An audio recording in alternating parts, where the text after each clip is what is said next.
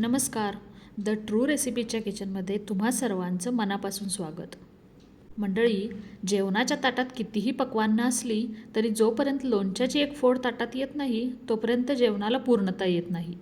पण अनेकांची तक्रार असते की लोणचं काही दिवसात मऊ पडतं किंवा त्याला पांढरी बुरशी येते. तुमच्याही बाबतीत असं होतं का? मग ही रेसिपी तुमच्यासाठी. अगदी अचूक प्रमाणात चटकदार कैरीचं लोणचं. रंगही वर्षभर असाच लालभडक राहील आणि चवही बदलणार नाही. खास टिपसाठी शेवटपर्यंत व्हिडिओ नक्की पहा. इथे आपण लोणच्याच्या कैऱ्या आधी स्वच्छ धुवून रात्रभर पाण्यात भिजत ठेवल्या. यामुळे कैरीतील चीक असतो तो निघून जाईल आणि लोणचं खराब होणार नाही. दुसऱ्या दिवशी पाण्यातून या कैऱ्या काढून एका कोरड्या सुती कापडाने अगदी स्वच्छ पुसून घ्या. पाण्याचा एकही थेंब राहता कामा नये. जर थोडा जरी ओलावा राहिला तर तो लोणचं खराब करू शकतो. त्यामुळे ही स्टेप अगदी महत्त्वाची. आता या कैरीच्या मध्यम आकाराच्या एकसारख्या फोडी करून घ्या. खूप लहानही नाही आणि खूप मोठ्याही नाही. कैरी मधोमध चिरून घेतल्यानंतर त्यातील कोय काढून टाका. कोयीच्या बाजूला जो पांढरा भाग असतो तोही काढायला विसरू नका. तो जर नाही काढला तर आपल्याला लोणच्याला एक कडवटपणा येईल. या कोय काढून टाकल्यानंतर पुन्हा एकदा या फोडी स्वच्छ पुसून घ्या. आणि हो, तुम्हाला जर का अशाच घरगुती पारंपरिक रेसिपीज आवडत असतील तर आपल्या चॅनलला अजून सबस्क्राईब केलं नसेल तर नक्की सबस्क्राईब करा आणि बेल आयकॉनही दाबा, जेणेकरून आमच्या सर्व नवनवीन रेसिपीज तुमच्यापर्यंत सर्वात आधी पोहोचतील. आता जसं मी म्हटलं, कैरीच्या फोडी करताना त्या मध्यम आकाराच्या आणि शक्यतो एकसारख्या करा. खूप लहान लहान फोडी केल्या तर जेव्हा हे लोणचं मुरेल तेव्हा त्या मसाल्यात अगदी विरघळून जातील. आणि जर खूप मोठ्या मोठ्या फोडी केल्या तर मसाला आतपर्यंत त्या फोडींना लागणार नाही. इथे आपण 25 कैऱ्यांचं लोणचं बनवतो आहे, ज्याच्या या फोडी केल्यानंतर साधारणतः एक 5 किलोच्या आसपास होतील वजनी प्रमाणाने. आता या तयार फोडींना भरपूर प्रमाणात हळद आणि मीठ लावून ठेवून द्यायचं आहे. इथे हळद आणि मीठ दोन्हीही प्रिझर्वेटिव्ह म्हणूनही काम करतात. त्याचसोबत आपल्याला कैरीतील एक्स्ट्राचं जे पाणी असेल ते काढून टाकण्यासाठी हे दोनही घटक मदत करतात. त्याचबरोबर हळदीमुळे आपल्या लोणच्याचा रंग अगदी खुलून येतो. हळद मीठ लावल्यानंतर या फोडी एका स्वच्छ कोरड्या भांड्यात किंवा सुती कपड्यात बांधून 7 ते 8 तास किंवा रात्रभर बाजूला असेच ठेवून द्यायचे. मिठामुळे कैरीतील एक्स्ट्रा किंवा अतिरिक्त पाणी जे असतं ते बाहेर पडतं. हे पाणी काढून टाकण्यामागे उद्देश असा की जर का हे पाणी हळद मीठ लावून निथळून घेतलं नाही तर नंतर तेच पाणी लोणच्यात राहतं आणि लोणचं खराब होण्याची किंवा बुरशी लागण्याची शक्यता वाढते. हे पाणी काढून टाकल्यानंतर कैरीची फोड अगदी वर्षभर छान कडक राहते. ती मऊ पडून गाळ होत नाही. 7-8 तासानंतर जेव्हा तुम्ही फोडी निथळायला घ्याल तेव्हा ते एका चाळणीत काढून ठेवा, जेणेकरून सर्व पाणी निघून जाईल.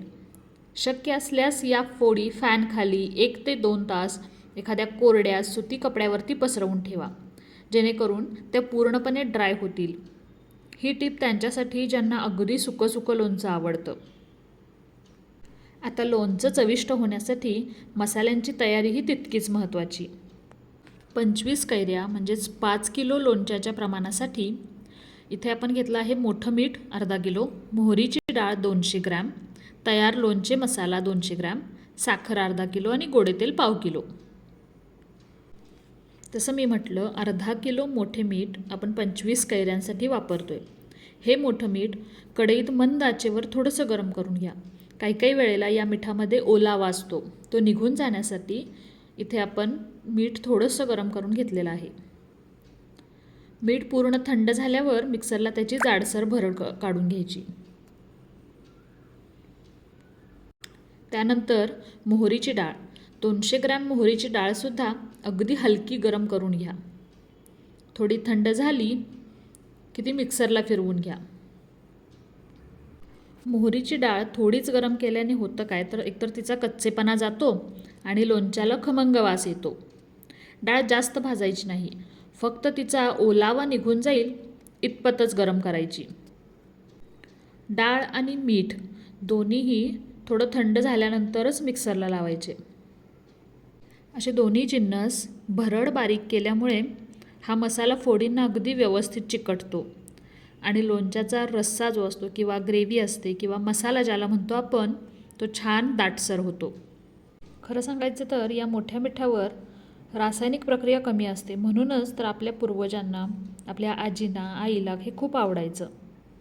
इथे आपण पाणी निथळलेल्या कैरीच्या फोडी एका मोठ्या बुट्टीमध्ये घेतलेल्या आहेत. यामध्ये आपण बारीक करून घेतलेले मोठे मीठ, मोहरीची डाळ, साखर आणि रेडीमेड लोणचे मसाला 200 ग्रॅम इतका वापरला आहे. तुम्ही तुमच्या आवडीचा मसाला वापरू शकता. हे सर्व जिन्नस अगदी कोरड्या हाताने किंवा उलाटण्याने एकजीव करा. हा मसाला मिक्स करण्याआधी आपण 1 किलो तेल, गोडे तेल कडकडीत गरम करून, जोपर्यंत त्यातून धूर निघायला सुरुवात होत नाही इतकं गरम करून घेतलं होतं आणि ते थंड व्हायला ठेवून दिलं होतं. आता हा तयार मसाला आणि अगदी कडकडीत गरम करून थंड केलेलं तेल इथे एकसारखं छान मिक्स करून घ्यायचं. काय मग मंडळी, लोणच्याकडे पाहूनच कळतंय ना लोणचं किती चविष्ट आणि सुंदर झाले ते. जसं मी व्हिडिओच्या सुरुवातीला म्हटलं होतं की आपण काही खास टिप्स पाहू, तर ते या.